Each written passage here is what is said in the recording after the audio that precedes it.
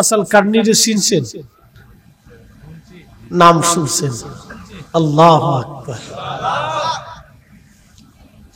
হযরত ওমর রাদিয়াল্লাহু আনহু, নবীজি বললেন, ওমর রে, যদি কোনোদিন ওয়াসাল কারণীকে পাও তো নিজের মাগফিরাতের জন্য দোয়া নিও, আমার গুনাহগার উম্মতের জন্য দোয়া করতে বইল। আমার ওয়াইস দোয়া করতে দেরি হবে, আসমানে কবুল হতে দেরি হবে না। 10টা বছর হযরত ওমর তাকে হন্য হয়ে খুঁজছে। রাসূল বলছেন, সহিহ মুসলিমের কিতাব ফাযাইল সাহাবীর নবী বাব ফাযাইল ওয়াসাল কারণীর হাদিস, আল্লামা ইমাম জৌজি আজ থেকে 900 বছর আগে উইনুল হাকাতের মধ্যে তার জীবনী লিখছে। 10 বছর ধরে হযরত ওমর তাকে তালাশ করেন, কোথাও খুঁজে পাওয়া যায় না। 10 বছর পরে জীবনের শেষ হজ করবেন ওমর।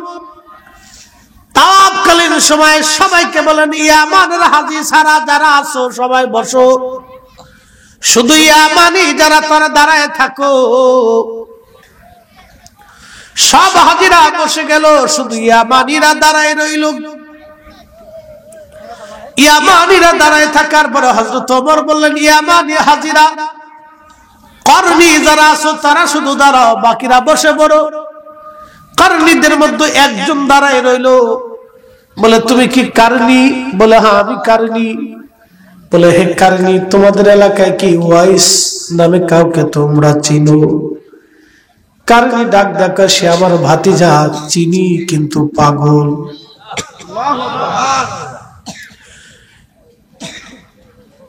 পাগল চিনি কিন্তু পাগল। হযরত ওমরের চোখের কোণা দিয়ে পানি এসে গেল। কেমন পাগল বলবানি? লোকটা ডেকে বলে, ওমর খলিফাতুল মুসলিমিন, সে এমন মজজুব, আমরা তার জন্য একটা ঝুপড়ি ঘর বানাই দিয়েছি। সারাদিন রাত 24 ঘন্টায় ঘরের মধ্যে ইবাদত করে, কোন মানুষের সঙ্গে কথা বলে না, কারোর সাথে মিশে না, সমাজ কমাজ করে না। সে কোন রকম খেজুরের বিচি টুকায় টুকায় বিক্রি করে করে কোন রকম সংসার চালায়। খেজুরের বিচি বিক্রি করে ওয়াসাল কারণী খেজুরের বিচি টুকায় টুকায় যা পায় বিক্রি করে 2-1টা খেজুর পায়, কোনদিন খায় কোনদিন না খায়, ওইভাবে ওয়াসাল কারণী দিন কাটায়।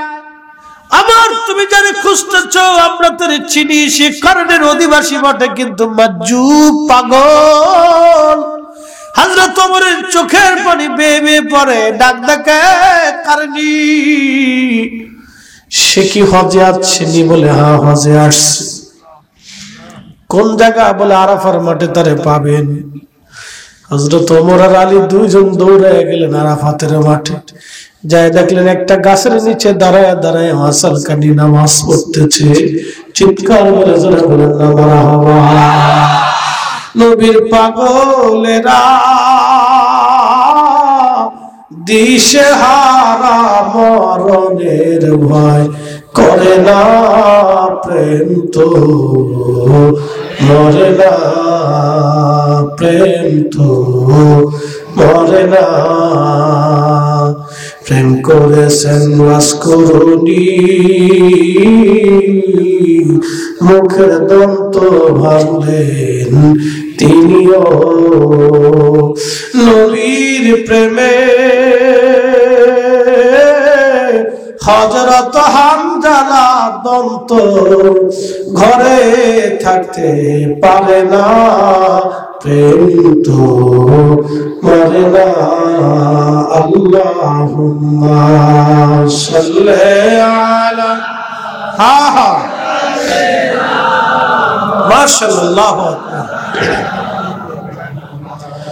وعلى آل سيدنا।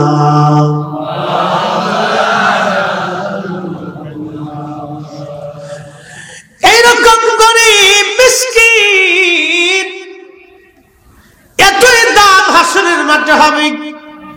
ইমাম জৌজি তিনি লিখতেছেন, কিয়ামতের মাঠে আল্লাহ সবাইকে জান্নাত দিয়ে দিবে, ওয়াসাল কান্ডকে দাঁড়া করায় রাখবে। ওয়াইস বলবে, রব তুমি আমার কেন দাঁড়া করায় রাখছো? আল্লাহ বলবে, ওয়াইস আমরা গুনাহগার, কত বান্দা আমার, ওরা জাহান্নামে চলে যাবে। ওয়াইস রে তোমার দাঁড়া করায় রাখছি, বান্দাদের প্রতি আমার বড় মায়া হয়। ওয়াইস তুমি যার পক্ষে ক্ষমা করতে বলবা, সুপারিশ করবা, আমি আল্লাহ তার মাফ করে করে জান্নাতে পাঠাই দিবা।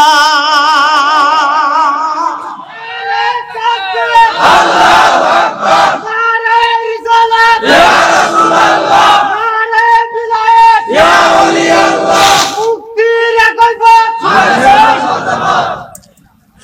তাহলে বলেন ওলি আল্লাহর দাম আছে না নাই? আসতে হবে না, জোরে বলেন আছে না নাই? এইরকম কিছু মজজুব কিয়ামতের ময়দানে আল্লাহর সামনে দাঁড়ায় যাবে।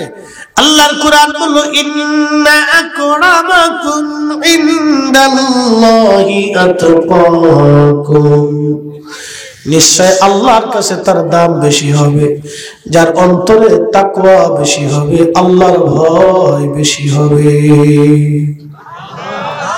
বিদ্যা দিয়ে আল্লাহ পাওয়া যায় না, অর্থ দিয়ে আল্লাহ মেলে না, টাকা দিয়ে আল্লাহ মিলে না, গৌরব দিয়ে আল্লাহ মিলে না, বংশ দিয়ে আল্লাহ মিলে না, ওই আপনার কি বলে ক্ষমতা দিয়ে আল্লাহ মিলে না, আর দুনিয়া দিয়ে আল্লাহ মিলে না। আল্লাহ পাইতে হলে অন্তরে তাকওয়া লাগবে, রাসূল পাইতে হলে রাসূলুল্লাহর মহব্বত অন্তরে লাগবে। কোটি কোটি টাকার বিদ্যা বড় সাইকুল হাদিস প্রিন্সিপাল আর চ্যান্সেলর, অধ্যক্ষ আর উপাধ্যক্ষ, বিরাট বড় ইমাম আর মুয়াজ্জিন, বক্তার তক্তা, এইগুলি যে রাসূল পাওয়া যাবে না। বিরাট বড় বড় ধম দেখাইলে দলিল পত্র দিয়ে রাসূল পাওয়া যায় না। নবী পাইতে হলে বিনা দলিলে ওয়াসাল কান্নির মতো নবী ভালোবাসতে হবে, বিনা দলিলে হযরত হামজালার মতো নবীর জন্য জীবন দিতে হবে। কথা বলেন ঠিক না বেঠে? এটার নাম আমরা সুন্নির, এই জন্য নবী নবী নবী নবী নবী নবী বলি। ওরা আমাদেরকে বেদাতি বেদাতি বেদাতি বলে, তোর বেদাতির ফতোয়ার গোষ্ঠী গিলায়, নবীর কদম ছাড়া উম্মতের নাজাতের রাস্তা না। এটা বেদাতের ফতোয়ার গোষ্ঠী গিলাই, যতদিন বেঁচে থাকবো ততদিন সালাম দিবই। বিনা দলিলে দলিল লাগবো? আল্লাহর পরে দাম কার? নবী পাইতে হলে কাকে আগে পাইতে হবে? আল্লাহ পাইতে হলে কাকে পাইতে হবে? হ্যাঁ, বুঝে বুঝছি। সূত্র লাগবে a square plus b square. সূত্র ছাড়া যতই লাফালাফি করেন অঙ্ক মিলবে না। কলম শেষ হবে, কালি শেষ হবে, খাতাও শেষ হবে, মगर অঙ্ক মিলত না। সারা জীবন কষ্টে থাকবে। প্রত্যেক বিদ্যার এক একটা রেজুলেশন আছে, প্রত্যেক শাস্ত্রের রেজুলেশন আছে। আমাদের দেশে যারা ফকিরামি করে, কবিরাজি করে, আছে না ভাই? তাদের কিন্তু একটা শাস্ত্র আছে, ওই শাস্ত্র মোতাবেক না আসলে সে কবিরাজি করতে পারবে না। হোমিও চিকিৎসা যারা করে তারও কিন্তু একটা বিদ্যা আছে, তার একটা রেজুলেশন আছে, রুলস আছে। রুলস ছাড়া আপনি হোমিও ওষুধ যতই খান, আপনি ওষুধে কাজ হবে না, বরং মরে যেতে হবে। আপনাকে নিয়ম মাফিক রোগ মাত্রা, তাপমাত্রা অনুযায়ী আপনাকে ওষুধ প্রয়োগ করতে হবে। অ্যালোপ্যাথিকের একই অবস্থা। দুনিয়ার ওষুধের শাস্ত্রে যদি আপনার ভুল হইলে আপনার মৃত্যু আসতে পারে, তাহলে তাসাউফের শাস্ত্রে আপনাকে অবশ্যই রেজুলেশন মানতেই হবে। নিজের পীর ও মুর্শিদকে মহব্বত করতে হবে, প্রাধান্য দিতে হবে, ভালোবাসতে হবে, তার কথা মেনে চলতেই হবে, তাহলে আপনি তাসাউফ শিখবেন। কথা কোন ঠিক না?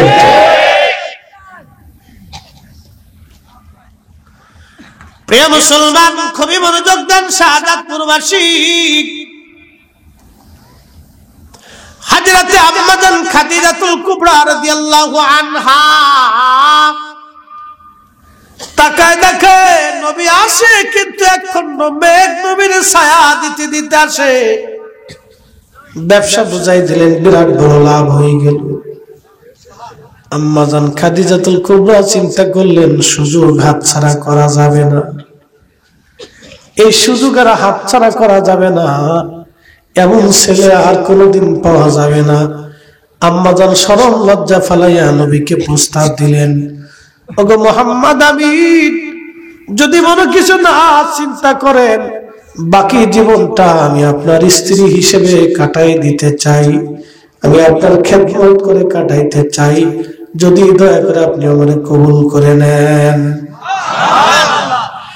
আমার নবী ডাক দিলেন, খাদিজাতুল কুবরা সুন্দর প্রস্তাব দিয়েছেন, কিন্তু আমার মুরব্বী আছে, আমার চাচা পিতৃতুল্য বাবার মতো, আমি আমার চাচা জানের পরামর্শ ছাড়া কোনো সিদ্ধান্ত দেব না।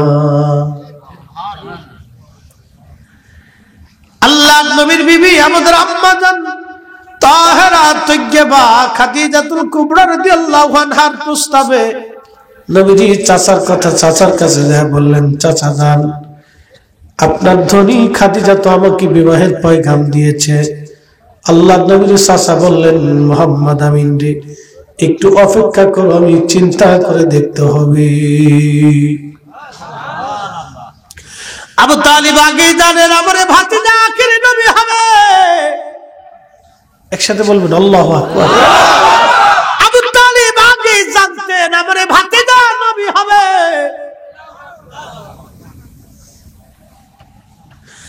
আমারে ভাতিজা নবী হবে আবু তালিব আগে জানতেন। বলে কি করে জানতেন? সেই জর্দানে এখনো সাহাবী গাছ জিন্দা। 14-15 বছর ধরে একটা গাছ এখনো জিন্দা। 30-40-50-100 কিলোমিটারের চারপাশে শুধু ধুধু মরুভূমি, মরুভূমির ভিতরে একটা গাছ এখনো বেঁচে আছে। কে তারে পানি দেয়? কে তারে পানি দেয়? কে তারে খাবার দেয়? কে তারে বাঁচায় রাখছে? তিনি আল্লাহ। আল্লাহ আল্লাহ আল্লাহ। নবী ভালোবাসলে, নবীর পক্ষে থাকলে, নবী তাজিম করলে, নবী মানলে, নবীর জন্য মহব্বত রাখলে কি লাভ হয়? একটা গাছ থেকে শিখে যান, 1400 বছর ধরে বিনা দলিলে আমার আল্লাহ তারে পানি দেয়, আর সে বিনা দলিলে নবী ভালোবেসে গেছে। চিৎকার মেরে জোরে বলবো কি ইয়া রাসূলুল্লাহ। আবু তালিব নবীজির চাচা ছিলেন। ভাতিজারে এত ভালোবাসতেন যে গোসলে গেলে নিজে গোসল করাইতেন, ঘুমাইতে গেলে ভাতিজারে সাথে নিয়ে ঘুমাইতেন, খাইতে গেলে কোনোদিন নবীকে ছাড়া খাইতে বসতো না। আহা, এত ভালোবাসতেন। রাসূল করিমকে ছাড়া কোনোদিন খাইতে বসতেন না। চাচা আর চাচির মোহাব্বত রাসূল করিম কখনো ভুলতে পারতেন না। চাচিটাও এরকম ছিল। রসুলকে না খাওয়াইয়া আলী, জাফর এদেরকে খাবার দিতেন না, রসুলকে আগে খাওয়াইতেন। তো আল্লাহ নবী ছোট্ট ছিলেন, কোথায় রেখে যাবেন? আবু তালিব নবীকে নিয়ে সিরিয়া রওনা দিচ্ছে।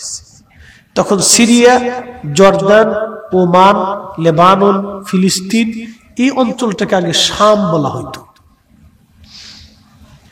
শামের দিকে রওনা করছে। বর্তমানে যে সাহাবী গাছটা, এটা জর্দানে। এই গাছের পাশ দিয়ে নবীজি যাচ্ছেন। চাচা তো গাছ দেখে স্থানের পাশে একটু অদূরে একটা গির্জা ছিল খ্রিস্টানদের। এই গির্জার ভিতরে একটা পাদ্রী ছিল, নাম বুহাইরা। সে দেখতেছে একটা কাফেলা যায়, কিন্তু কাফেলার উপর দিয়ে শুধু মেঘ উড়ে যাচ্ছে। একসাথে বলবেন না আল্লাহু আকবার। কাফেলা যায় কিন্তু মেঘ উড়ে, কারণ কি? তাওরাত, জবুর, ইনজিলে খুঁটে পেয়ে গেলেন আখিরি নবী। আরো লক্ষ্য করলেন যে কাফেলার তাবু টাবু সব গাছে, ওই গাছের নিচে একটা বালক বসে আছে, আর গাছের সমস্ত ডালগুলি ঝেঁকে ঝেঁকে ঝেঁকে ঝেঁকে যে বালকের মাথার উপরে ছায়া দিয়ে একবারে ঝেঁকে বসে দিচ্ছে। গাছে নবী চিনছে, কিন্তু ওহাবি নবী চিনে নাই। কপালে থাকলে তো চিনবে।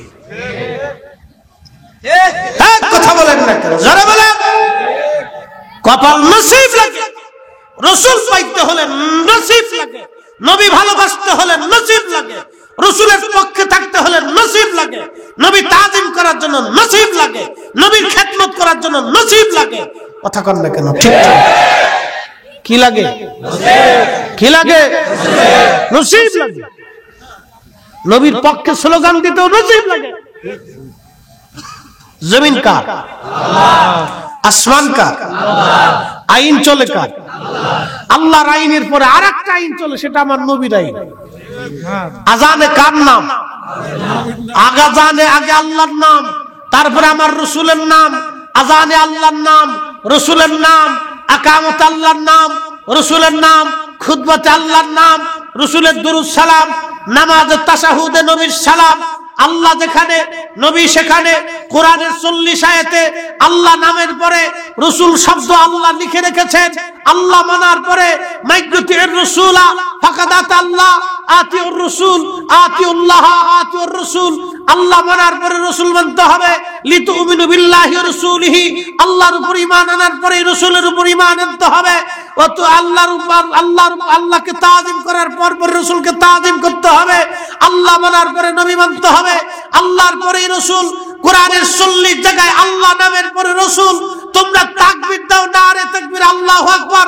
নারায়ে রিসালাতের বেলায় গেলে তোমাদের মুখের ভিতরে লাগাম পড়ে যায়, তখন তোমরা বেদাতের তাকবীর দাও, ফালতু স্লোগানের স্লোগান দাও। তার মানে বোঝা গেল তোমরা এই নবীর দুশমন শয়তান। কথা বলে ঠিক না? রিসালাতের স্লোগান চলবে? হ্যাঁ, আস্তে বলেন কেন? নবীর রিসালাতের স্লোগান চলবে? চলবে। নারে তাকবীর, নারে রিসালাত, আহলে সুন্নাত ওয়াল জামাত। মোহতারাম উপস্থিতি, এগুলো বুঝতে হবে, এগুলো বুঝতে হবে আমাদেরকে একবার সহজ ভাষায়, জটিল কোনো কিছু। শাহজাদপুরের মুসলমান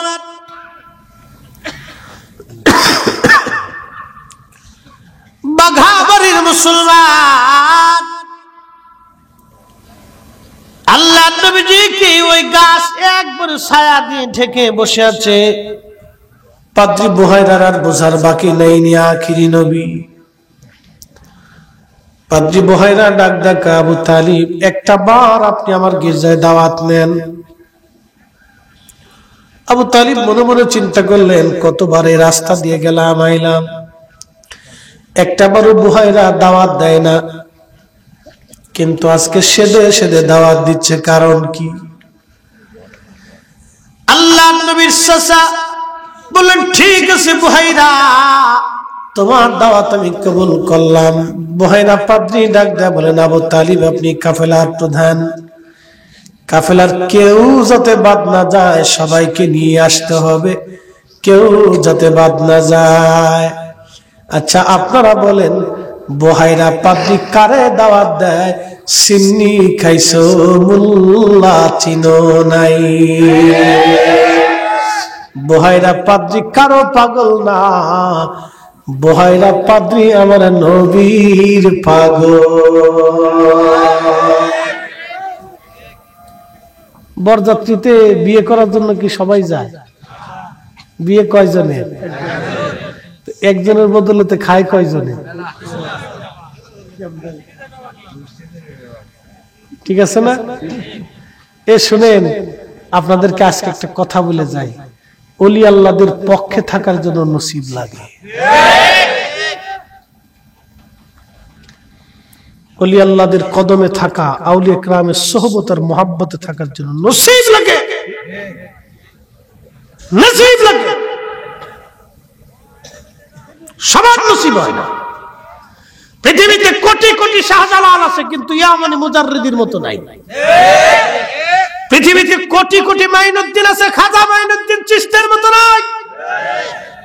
পৃথিবীতে বহু কুতুবউদ্দিন আছে, কিন্তু কুতুবউদ্দিন কাকির মতো নাই। পৃথিবীতে বহু নিজামউদ্দিন আছে, কিন্তু নিজামউদ্দিন আউলিয়ার মতো নাই। পৃথিবীতে বহু বাহাউদ্দিন আছে, কিন্তু খাজা বাহাউদ্দিন নকশবন্দ বুখারীর মতো নাই। পৃথিবীতে বহু আব্দুল কাদের আছে, কিন্তু আব্দুল কাদের জিলানী রাহিমাহুল্লাহর মতো নাই। কথা বল ঠিক কি না? ওলিয়ে কেরামের মোহাব্বত সোহবত নসিব লাগে। তাকদীর লাগে। প্রিয় মুসলমান আমার, খুবই মনোযোগ। কুত্তা যদি ওলিকে ভালোবাসে জান্নাতে যায়, আমরা ওলি ভালোবাসে আমরাও জান্নাতে যাওয়ার আশা করতে পারি। কথা কোন ঠিক না বেঠে? আল্লাহর বাংলাদেশ, শহীদ গাজীর বাংলাদেশ, রহম করো আল্লাহ, রহম করো আল্লাহ। আল্লাহর বাংলাদেশ, শাহজালালের বাংলাদেশ, রহম করো আল্লাহ, রহম করো আল্লাহ। ভাইজান আমার, খুবই মনোযোগ দিয়ে শুনিয়া যান। আউলিয়া কেরামের মুহাম্মদের সোহবত নসিবের দরকার, নসিব লাগে। নসিব ছাড়া ওলিদের পথে মতে কেউ থাকতে পারে না রে বাজার। এই 4-5 দিন ভারতের ইন্ডিয়া সফর করে বুঝতে পারলাম। এর আগে কয়েকবার গিয়েছি, কিন্তু এই তারিখের সফরটা একটু বেশি লম্বা ছিল। একবারে সুদূর ত্রিপুরা মাহফিল করে, ধর্মনগর মাহফিল করে, আবার আপনার ওই যে কি বলে আগরতলায় বিমানবন্দর থেকে আসাম গেলাম। আসাম থেকে আমারে নামাইয়া এবছর একটা অভিজ্ঞতা আমার হলো, লোকেরা আমারে ব্রহ্মপুত্র নদীর চরে নিয়ে গেল। চর, ব্রহ্মপুত্র নদীর চর, বিরাট বড় চর, চারপাশে শুধু পানি, মাঝখানে চর। আল্লাহ, এই চরের ভিতরে গরিব মানুষগুলি আমারে অনেক টাকা খরচ করে তারা মাহফিলে নিয়ে গেল। সুদূর বিমান থেকে নেমে 2.5 ঘন্টার মতো লাগলো ওই চরে যাইতে। আমি চিন্তা করলাম, হায় হায়, এই দুর্ভিক্ষর জমানায় কত হাজার হাজার মাইল পথ অতিক্রম করে আল্লাহর ওলিরা এই জমিনে দাওয়াত দিয়েছে। ওখানে গনি মুন্সি ছিল আমাদের খাজা এনায়েতপুরী রহমাতুল্লাহ আলাইহির খলিফা।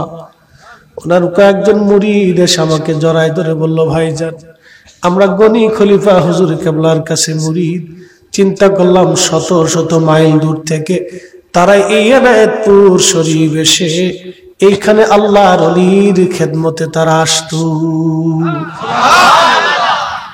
তার মানে এত মানুষ, অনেকে কিন্তু আল্লাহর ওলির কদমে যাওয়ার নসিব হয় নাই, কিন্তু সুদূর শত শত মাইল দূর থেকে সেই জমানায় পায়ে হেঁটে, ঘোড়ার গাড়ি, মহিষের গাড়িতে চড়ে, নৌকায় চড়ে তারা আসলো। নসিব লাগে, নসিব, নসিব লাগে বাবা, নসিব, নসিব লাগে। আল্লাহর ওলিদের মহব্বতে আসা নসিব দরকার হয়। ওইখানে গেলাম, লোকগুলি এতই মুহিব্বিন, এরা গরিব মানুষ। সকালবেলা আমি আসবো, আসার সময় দেখি শত শত মানুষ 2 পাশে বসে আছে আমাকে বিদায় জানানোর জন্য। যারাই দেখতেছে হুজুর সালাম দিয়ে বলল, হুজুর কোনদিন আপনাকে আনতে পারবো কিনা জানি না, দোয়া করে যাবেন, আমরা গরিব মানুষ আপনাকে ভালোবাসি, আমরা আপনার ওয়াজ শুনি প্রতিনিয়ত। অনেকে এসে বলতেছে, হুজুর সারা রাত আপনার ওয়াজ শুনে শুনে ঘুমাই, আমার চোখে পানি চলে আসলো। আল্লাহ, কোনদিন আর আমি আসতে পারবো কিনা জানি না। দুর্বৃত্ত চরের মানুষের ভালোবাসা দেখে আমি মুগ্ধ হয়ে গেলাম। চিন্তা করলাম, আল্লাহ, যদি এই অঞ্চলে কোনদিন আল্লাহ আমাকে আনে, এদের কাছ থেকে আর আমি একটা টাকাও হাদিয়া নেব না, বিনা টাকা আমি মাহফিল করে দিয়ে আসবো। বন্ধু আমার, শুধু এতটুকুনি দেখলাম, এই কঠিন দুর্বৃত্তের জামানায় আল্লাহর ওলিরা কত কষ্ট করে কালেমার দাওয়াত দিয়েছে। কত কঠিন দুর্বৃত্ত এলাকা, রাস্তাঘাট ছিল না, পাহাড় পর্বত পাড়ি দিয়ে আল্লাহর ওলিরা আসছে। বন্ধু আমার, ওই ত্রিপুরা অঞ্চলগুলি তো পাহাড়ের ভিতর আল্লাহর ওলিদের মাজার, দেখলে বড় আশ্চর্য লাগে। ওই অঞ্চলে শত শত বছর আগে আল্লাহর ওলিরা যে কালেমার দাওয়াত দিয়েছে, মানুষের মাঝে কালেমার দাওয়াত দিয়েছেন। এই জন্য যাদের নসিব ভালো তারা আল্লাহর ওলিদের জিয়ারতে যায়, যাদের নসিব ভালো তারা আল্লাহর ওলিদেরকে ভালোবাসে।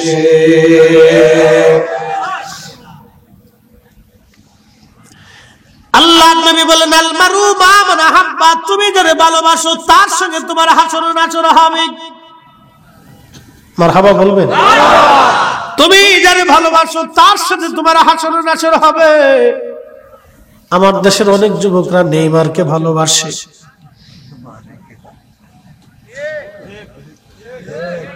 মেসিরে ভালোবাসে, বিয়ে করার আগে 2-3টা বাচ্চার মালিক হয়ে গেছে।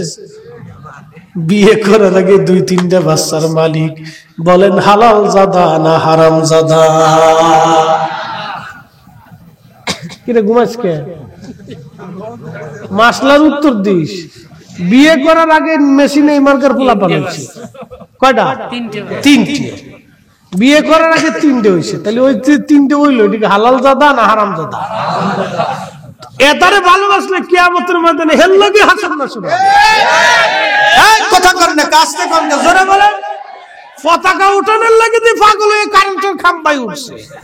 কারেন্টে কয় ভাগ্নে যেহেতু আইছো মামা বাড়ি আর ফেরত যাওয়ার দরকার নাই, দূরে বসে যা, চলে যায়।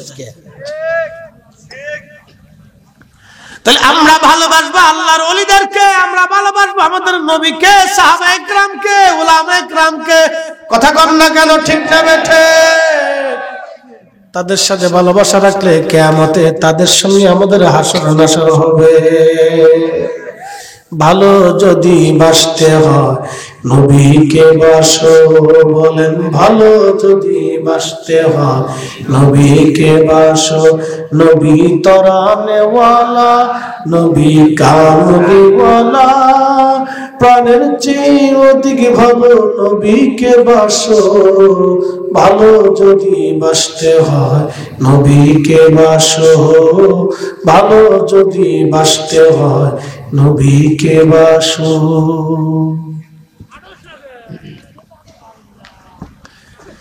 বাঘাবাড়ির মুসলমান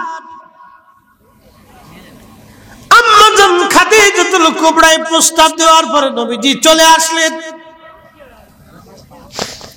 চলে আসার পরে চাচাদের কাছে বললেন, চাচা যেন প্রস্তাবে রাজি, তবে বললেন মুহাম্মদ রে একটু অপেক্ষা করো।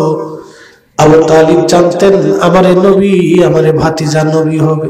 লা ইলাহা ইল্লাল্লাহ, জোরে লা ইলাহা ইল্লাল্লাহ, লা ইলাহা ইল্লাল্লাহ, হাসবি রাব্বি জাল্লাল্লাহ, মা ফি কলবি গায়রুল্লাহ।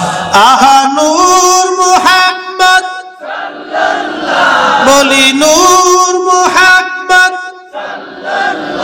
বলি, লা ইলাহা ইল্লাল্লাহ, লা ইলাহা ইল্লাল্লাহ, ও লা ইলাহা ইল্লাল্লাহ, লা ইলাহা ইল্লাল্লাহ, মুহাম্মাদুর রাসূলুল্লাহ সাল্লাল্লাহু আলাইহি ওয়াসাল্লাম। ওয়া মিনাল লাইলি ফাতাহাজ্জাদ বিহি নাফিলাতান লাক, আসা আইয়াবসাকা রাব্বুকা মাকামান মাহমুদা।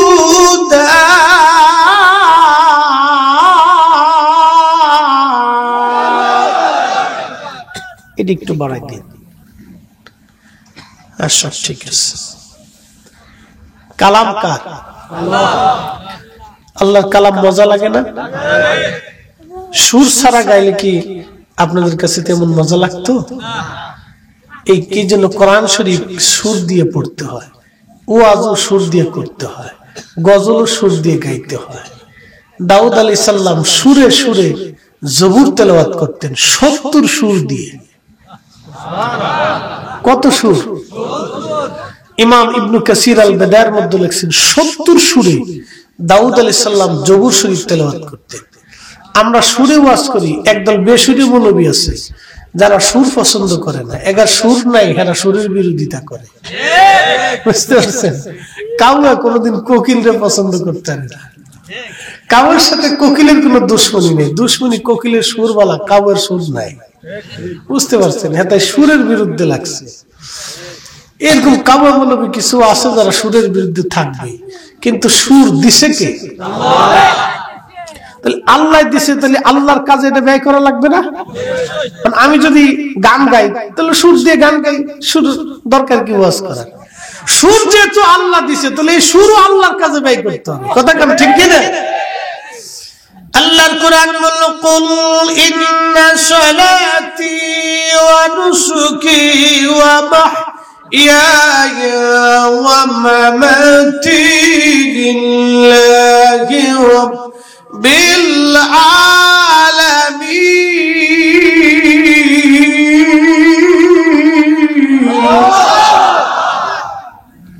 সালাত কার জন্য? কুরবানি কার জন্য? আমাদের জিন্দেগি, জীবন, কর্ম যা কিছু আছে সব কার জন্য? সুর দিছে কে?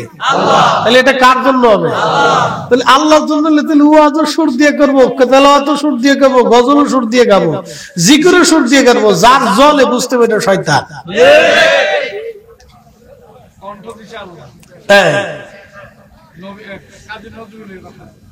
বন্ধুগণ আমার, হযরত দাউদ আলাইহিস সালাম 70 সুর দিয়ে জবুর শরীফ পড়তেন। এতই সুন্দর লাহানে সুরে সুরে দাউদ আলাইহিস সালামের সুর শুনে পাখিরা মারা যাইতো, পশুরা পর্যন্ত মারা যাইতো। এত সুন্দর সুর আল্লাহ দাউদকে দিয়েছিলেন। জান্নাতের ভিতরে আল্লাহ ডাক দেবে, দাউদ জান্নাতের ভিতরে তুমি একটু তেলাওয়াত করো। দাউদ বলবে, রব তুমি তো আমার জবুর শরীফ দিয়েছিলা, ওই জবুর আমি তেলাওয়াত করে শোনাইতাম। আমার তেলাওয়াত শুনে নদীর মাছ পর্যন্ত দাউদের তেলাওয়াত শুনে নদীর কিনারায় এসে জমা হয়ে থাকতো। চিন্তা করতে পারছেন কি লাহান আল্লাহ দিয়েছে, কি সুর আল্লাহ দিয়েছেন। হরিণ আর বাঘ দুশ্মন, এক জায়গায় হরিণ আর বাঘে দাউদ আলাইহিস সালামের সুর শুনে তেলাওয়াত শুনতো। বাঘ কখনো হরিণ আক্রমণ করতো না। একই জায়গায় দুশ্মন দুশ্মন প্রাণীগুলি বসে বসে জবুর শুনতো, কেউ কারো দিকে তাকাইতো না। জবুর শুনে দাউদ আলাইহিস সালামের চেহারার দিকে সব তাকায় থাকতো। নদীর মাছগুলি এসে দাউদ আলাইহিস সালামের সুর শুনে শুনে নদীর কিনারায় এসে জমা হয়ে বসে থাকতো। কাজী নজরুল আমার নবীর শানে শত শত নাতে রাসূল লেখছেন। এক একটা নাত এক এক রকমের সুর, শুনলে শুধু মজাই লাগে। ত্রিভুবনের প্রিয় মুহাম্মদ এলো রে দুনিয়ায়, যে সাগর আকাশ বাতাস দেখবি যদি আয়, রে সাগর আকাশ বাতাস দেখবি যদি ধুলির ধরা বেহেশত আস। মারহাবা বলবেন না? পৃথিবীটা আজকে জান্নাতের মতো। কার কারণে? নবীর কারণে। কথা ঠিক কি না? ধুলির ধরা বেহেশত আস, জয় করিল দিল রে লাজ, আজকে খুশির ঢল নেমেছে ধূসর সাহারা, আয় রে সাগর আকাশ বাতাস দেখবি যদি আয় রে সাগর আকাশ বাতাস দেখবি যদি আয়। শাহজাদপুরের মুসলমান, মাঘাবাড়ির মুসলমান, সিরাজগঞ্জের মুসলমান খুবই মনোযোগ দিয়া শুনিয়া যান। কাজী নজরুল কবিতার সামনে সামনে বোঝায় সাহারা মরুভূমিতে আজকে খুশির জোয়ার লেগে গেল। যে মরুর মানুষগুলি প্রকাশ্যে নিজেদের জীবন্ত কন্যা সন্তানকে কবর দিত, কত নিকৃষ্ট এবং কঠিন হৃদয়ের মানুষ তারা ছিল। ছোট ছোট নিজের সন্তান মেয়েটাকে ধরে নিয়ে কবর খনন করে যারা মাটির মধ্যে জীবন্ত পুঁতে রেখে আসত, ওই মানুষগুলি আবার নবীর দরবারে বসে বসে পৃথিবীর শ্রেষ্ঠ মানুষ হয়েছে। আবার নবীর সোহবতে ভালোবাসা, কথা বলেন ঠিক না ঠিক? যারা আজকে রাসূলের শানের বিরোধিতা করে ওদের বোঝা উচিত আমার নবীর সাহাবীরা আল্লাহ চিনেছে নবী দিয়ে। তৌহিদেরই মুর্শিদ আমার মুহাম্মাদের নাম বলেন, মুর্শিদ মুহাম্মাদের নাম। তৌহিদেরই মুর্শিদ আমার মুহাম্মাদের নাম, মুর্শিদ মুহাম্মাদের নাম। ওই নাম জপলে বুঝতেই পারি, বলেন ওই নাম জপলে বুঝতেই পারি খুদারি কালাম, মুর্শিদ মুহাম্মাদের নাম। শাহজাদপুরের মুসলমান সাহাবীরা আল্লাহ চিনেছে নবী দিয়া, এই জন্য তৌহিদের মুর্শিদ আমার নবী, উনি পথ প্রদর্শক। আল্লাহ তাওহীদ একত্ববাদকে চিনাইলেন, তিনি আবার নবী। সাহাবীরা আল্লাহ কি এটা কিন্তু আগে জানতো না। আম্মাজান খাদিজাতুল কুবরা সর্বপ্রথম কালেমা পড়লেন তিনি। কেন কালেমা পড়ছেন জানেননি? পিছনে অনেক বড় কারণ আছে। আম্মাজানের বয়স 25, আমার নবী আম্মাজানের বয়স 40, আমার নবীর বয়স 25। চিন্তা করেন, আগেও 3 বার শাদী মুবারক হয়েছে। ওই জাহিলিয়াতের যুগে আমাদের মা আম্মাজান খাদিজা ছিলেন তাইয়্যিবা, তাহেরা, তাইয়্যিবা, তাহেরা, তাইয়্যিবা, তাহেরা। ওই জাহিলিয়াতের সুয়া, জাহিলিয়াতের ফায়সা, জাহিলিয়াতের বেহাপনা, জাহিলিয়াতের নাপাকি, জাহিলিয়াতের শরাবি, জাহিলিয়াতের হারামি, জাহিলিয়াতের খারাবি, জাহিলিয়াতের নাপাকি, জাহিলিয়াতের আপনার ওই লুচ্চেমি, জাহিলিয়াতের নাপাকি কোন কিছুই আম্মাজানকে স্পর্শ করে নাই। এজন্য আম্মাজান ছিলেন তাহেরা, তাইয়্যিবা, তাহেরা, তাইয়্যিবা। একবার জোরে বলা যাবে কি মারহাবা? যার পেটের ভিতরে আল্লাহ এমন একজন মহিষী নারীর জন্ম দিয়েছে, সে নারীর নাম সাইয়্যিদাতুন নিসাই আহলিল জান্নাহ ফাতিমাতুজ জাহরা রাদিয়াল্লাহু আনহা। একবার জোরে বলা যাবে কি ইয়া রাসূলুল্লাহ?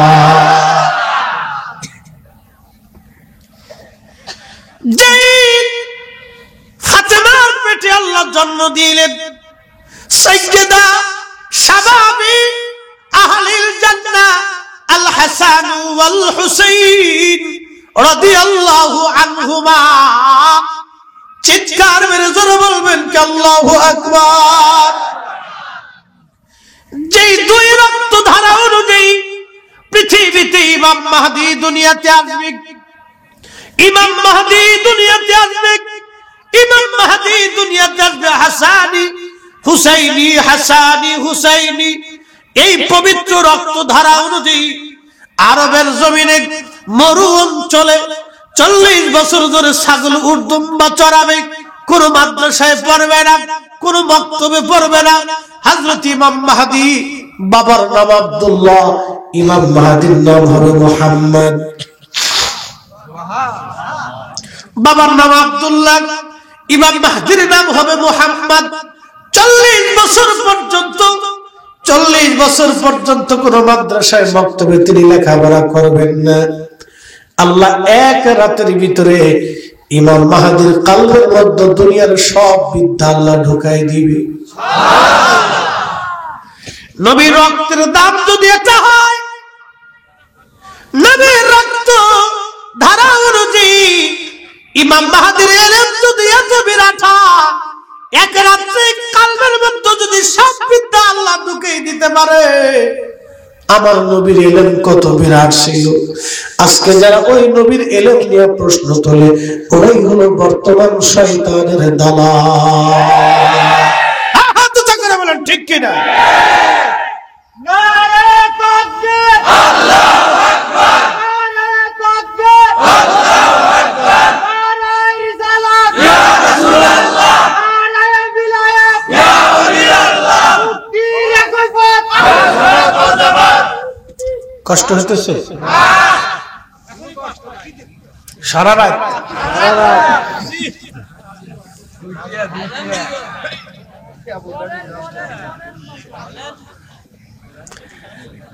ভাইরা আমার, খুবই মনোযোগ দিয়ে শুনিয়া যান। এক রাত্রে ইমাম মাহদীর কলবের ভিতরে আমার আল্লাহ সব ইলম ঢুকাই দিবে। কোন ইলম? সব ইলম আল্লাহ এক রাতে ঢুকাই দিবে। 40 বছর পর্যন্ত তিনি উট দুম্বা চড়াবে, কোন মানুষ তাকে চিনবে না, কিন্তু সে কোন খারাপি, শরাবি, হারামি, নাপাকি, আল্লাহ সবকিছু থেকে তারে মুক্ত রাখবে। 40 বছর ধরে সে হাবা গোমার মতো থাকবে। 40 বছর বয়সে আল্লাহ এক রাতের ভিতরে তার কলবের ভিতরে সব ইলম আল্লাহ জমা করে দিবে। ইলমুল কোরআন, ইলমুল ফিকহ, ইলমুল হাদিস, ইলমুল লুগাত, ইলমুল বালাগাত, ইলমুত তাফাসির, ইলমুল আদাব, সব ইলম আল্লাহ তার কলবের ভিতরে সব ইলম আল্লাহ তারে ঢুকাই দিবে এক রাতের মধ্যে। আল্লাহু আকবার। তাহলে আম্মাজান খাদিজাতুল কুবরার রক্তের দাম কত বুঝেন তো? আজ থেকে জোরে কর, এই রক্তের দাম কত?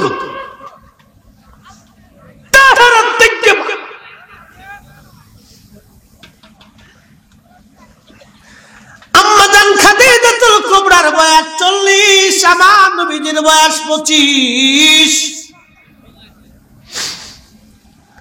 40 বছর বয়সে নবীজির ব্যবসার প্রয়োজন।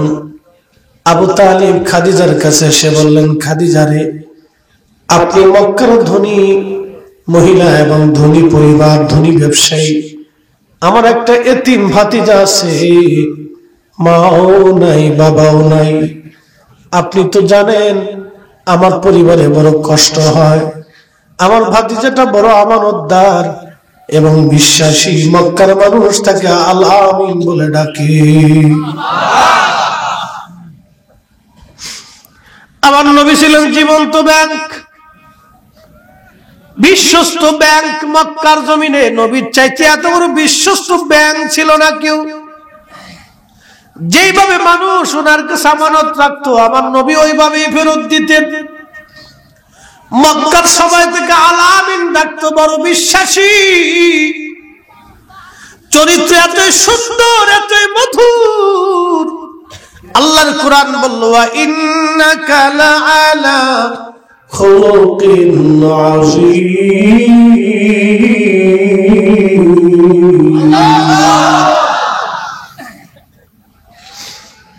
তুমি মোদের আশার আলো, তাই তো তোমায় বাসি ভালো, বলেন তুমি মোদের আশার আলো।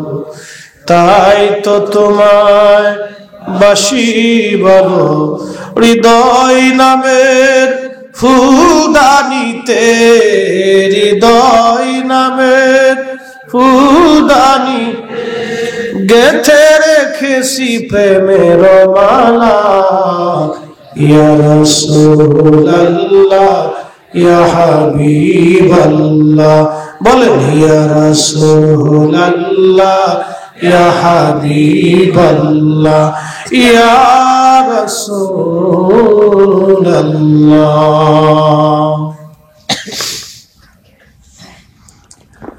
আবু তালিব ডাক ডাকে, খাদিজা আপনি যদি চান আপনার ব্যবসার জন্য আমার ভাতিজাকে নিয়োজিত করতে পারেন। আম্মা জান খাদিজা বলেন, আপনি মক্কার উচ্চ বংশের একজন মুরব্বী, আপনি যেহেতু বলছেন তাহলে আপনার ভাতিজার সুনাম শুনেছি, তাহলে আনবেন কি আমি একটু কথা বলে দেখি।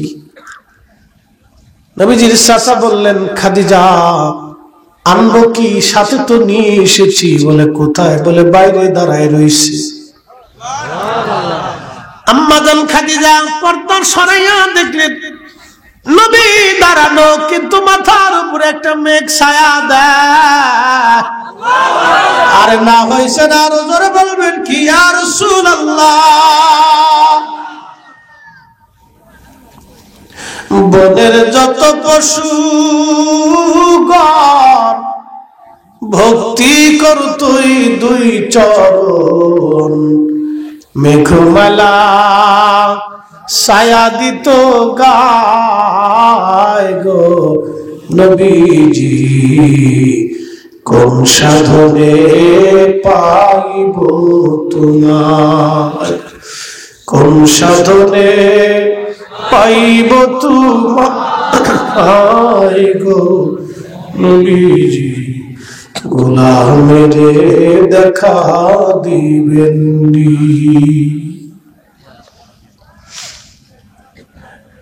চাঁদপুরবাসী একটা নজর দেখে আম্মা জান ডাক দেয়, বলেন আবু তালিব মুরব্বী, আপনার কথা মঞ্জুর, আপনার ভাতিজাকে আবার কাফেলার জিএম বানাইয়া প্রধান বানাই দিলাম। বলেন কালকে থেকেই যেন সে ব্যবসায় নিয়োজিত হয়ে যায়। চাকরি হয়ে গেছে, এক বাক্যে চাকরি কমপ্লিট। ব্যবসা বাণিজ্য গুছাইয়া সিরিয়ায় রওনা দিচ্ছে।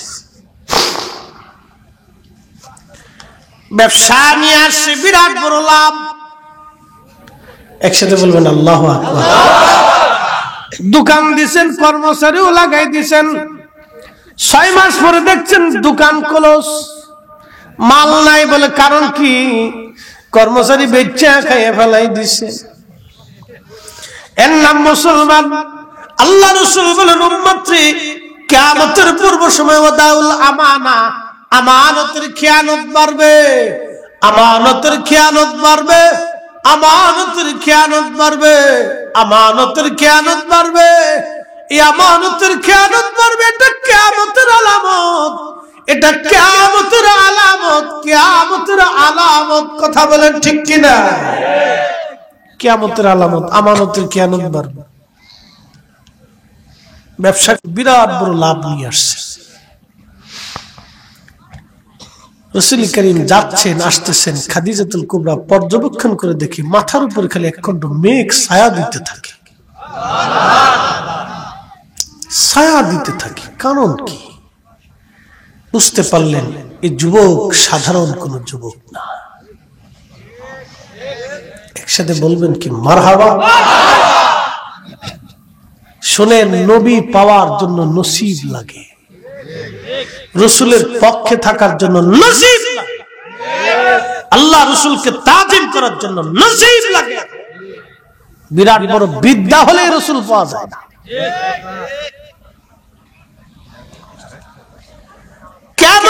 কঠিন ময়দানে কোটি কোটি টাকার মালিক নবীর দরবারে জায়গা পাবে না, অনেক বড় বিদ্যাওয়ালারা জায়গা পাবে না, অনেক সুন্দর চেহারাওয়ালারা জায়গা পাবে না, অনেক বড় ক্ষমতাওয়ালারা জায়গা পাবে না। জায়গা পাবে কারা? যাদের অন্তরে ইশক রাসূল দিয়ে ভরা ছিল, জিন্দা ছিল, তাদের জায়গা হয়ে যাবে। কথা কোন ঠিক কিনা?